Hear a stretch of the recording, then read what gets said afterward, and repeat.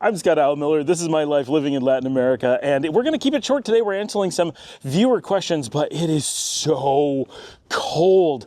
It was -7 Celsius, of course, when we got up this morning. It's slightly warmer now, but my gosh, it is cold out here in upstate New York. I'm in Geneseo as I do this recording, and today we're going to be answering some questions about water treatment and water capacity in Nicaragua, because we had Skip Street wrote in and asked, and I try to do viewer questions when I can, and we gotta keep it short. I am so cold. This is I can see if you can see it. This is my heaviest coat.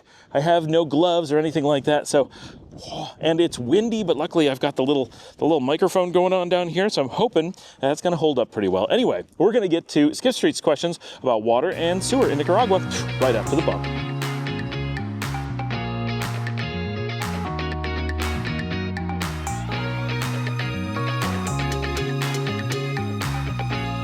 All right, we're going to try this again. I recorded an entire and what I think was a pretty awesome episode for you guys, and I went out for a walk around the circle here so I could show you a bit of what it looked like and give it something more interesting, and the camera deleted the entire video except for the intro that I did. It somehow didn't shut off when I told it to shut off and instead took it anyway.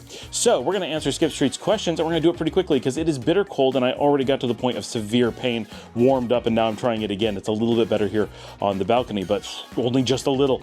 Okay, so unfortunately not a lot of views. I will give you some of this, but boy, now I'm dark and it's like I'm not even really here, but it's kind of cool, right? So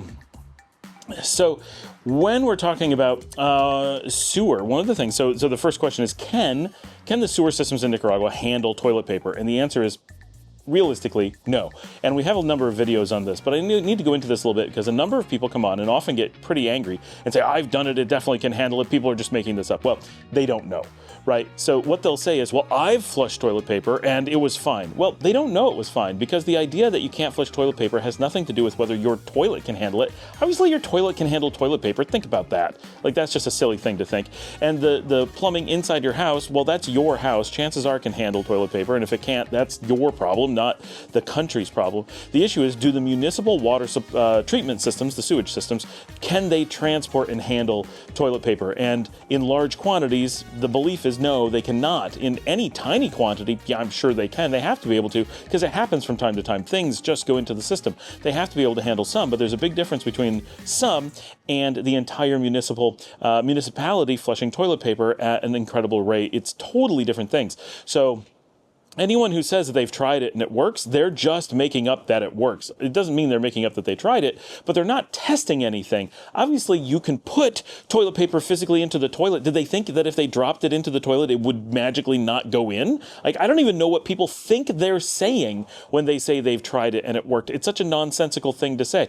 The whole point is that the city can't handle it. And I'm sure some of the cities can handle it better than others. Some would struggle a lot, some would struggle a little, some might even be ready for it, but haven't really moved people over. Partially, yes, there's a cultural thing not to do it, but there's also reasons for it, and a lot of it is that there's just limited water treatment, and everyone has addressed it through other means. So in general, no. Now, if you have your own septic system in your private leach beds and stuff, you can build that to handle whatever you want, and some people build it to handle flushing toilet paper, and that's fine. Some people build it to handle flushing normal without toilet paper, and a lot are built with the intention of just being pumped. Then you can flush anything you want because none of it's being treated. You just got to pump it anyway. So mileage may vary, but the question is, can you flush it under normal circumstances? No. Some facilities, like some of the big hotels, they treat it themselves. Then yeah, that's up to them, but in general, no, you cannot. All right, the second question from Skip Street is the water potable? Can you drink the water? And the answer is yes. The water throughout the country is quite safe. We're not Mexico, so we don't have water problems. Mexico is the only large-scale place in the Western Hemisphere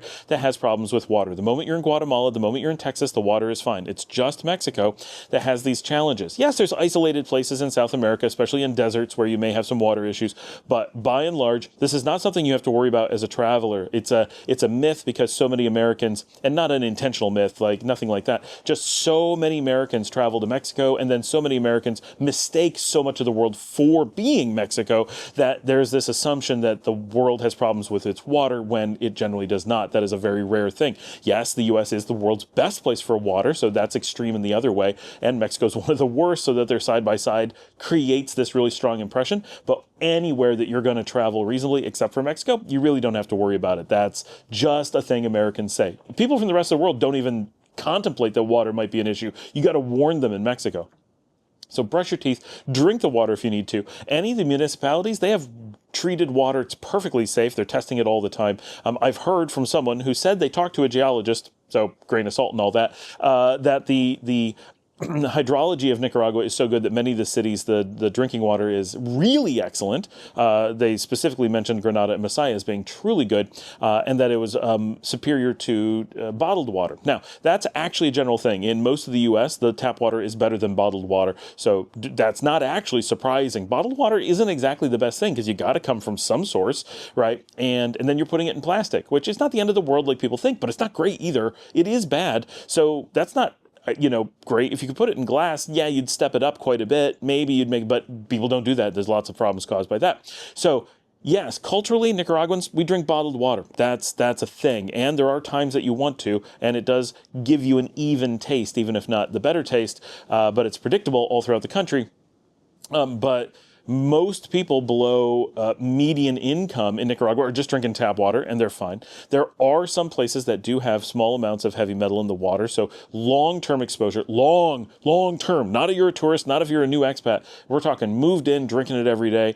There are some places you would want to have tests just to make sure you're not getting heavy metal exposure, but generally that's not really a fear, and there are things being repaired everywhere to deal with that. Like, that's an active thing being fixed all over the country. So not even a thing to worry about at all, because it'll never affect you long enough to make even the needle move. But if you're in any of the cities, I wouldn't worry at all. That doesn't mean you don't want bottled. You may just prefer it. That's fine. It doesn't mean you don't want to filter. Lots of people want to filter. That's great. Go for it. But be aware that tap water is generally good. Now, we, as many Nicaraguans are on a well. When you're on a well, your mileage will vary because it depends on the quality of your well and nothing else. So if your well is dirty or has some kind of contamination, of course, that's bad. So if you have your own water supply, test it as if you were your own municipality and make sure from that. But in general, not a big deal. We do get some dirt and stuff in our well, nothing hazardous, but things that you're kind of like, so we tend to filter it and or we use bottled water for most of our drinking and tap water for our cooking because you just don't notice. Now, the last question was, can you use a coffee maker with tap water, and will that fix things? Well, you can use the coffee maker with tap water because the tap water is safe. So of course you can use the coffee maker, but he asked the question before he knew the answer to the first part. However, I don't use tap water in the coffee maker because while it's safe, it does, like I said, sometimes have sediment and stuff in it that's not great for the coffee machine and not necessarily great for taste. So I use bottled water in my coffee maker just because I don't want to replace the coffee maker as often, and I want it to taste better because while I'm not a coffee snob, I do like my coffee. A lot of people use tap in that though. However, let's imagine you're in Mexico or someplace that does have contaminated water, whether it's heavy metal. Obviously, nothing fixes heavy metal. You got to filter that.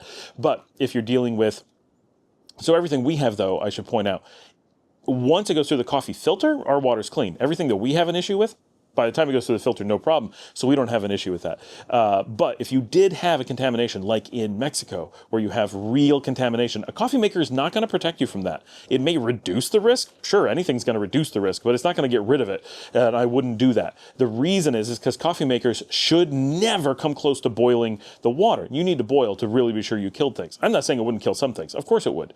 But proper coffee makers don't actually get nearly as hot as you imagine, and they don't get hot for super long. And yes, they do aerate the water a little bit, which also helps, but only so much. Again, it's just not a reliable process. If you throw your water on the stove and let it boil for a couple minutes, you're all good. I don't know what the exact amount of time is. I think it's 2 minutes. Realistically, 30 seconds, everything's dead. That's completely different. So you can always boil water. But in Nicaragua, you don't need to do any of this. It's just fine. And bottled water is cheap and easily available. Tap water is safe, and coffee makers will improve the safety even more. And there's coffee filters, which keep it clean. So all's good, not things you have to worry about. Anyway, thanks so much for joining me. We're keeping it short today because I'm in pain standing outside, but not nearly the amount of pain I was earlier. The first time I recorded this, I'm really miffed that we didn't keep that one because I had some nice walking around and some really funny footage of me being in excruciating pain. And hopefully this one works. If you'd like to help warm me up, you can buy me a coffee at buymeacoffee.com/Scott Allen Miller. We'll put that link on the screen for you. Down below, we got a join button that you can use to join our community and hang out with us and give a little bit every month to help make all this possible. It takes a lot of software and hardware and cameras and time and travel and stuff to do this show. So I really appreciate whatever way you guys are able to help make that happen. And of course, get down there in those comments, even if you just want to say hello. But if you got a question of your own, certainly get down there, ask away. And there's instructions down there on how to join our WhatsApp Expat group. There are instructions on how to send in a video so you can be on the show with me. Boy, that would be great. I need to get more people on like that. And of course, after this, watch another video to help support this show. Give us that thumbs up and all those things. Tell someone about the show, and I will see all of you tomorrow.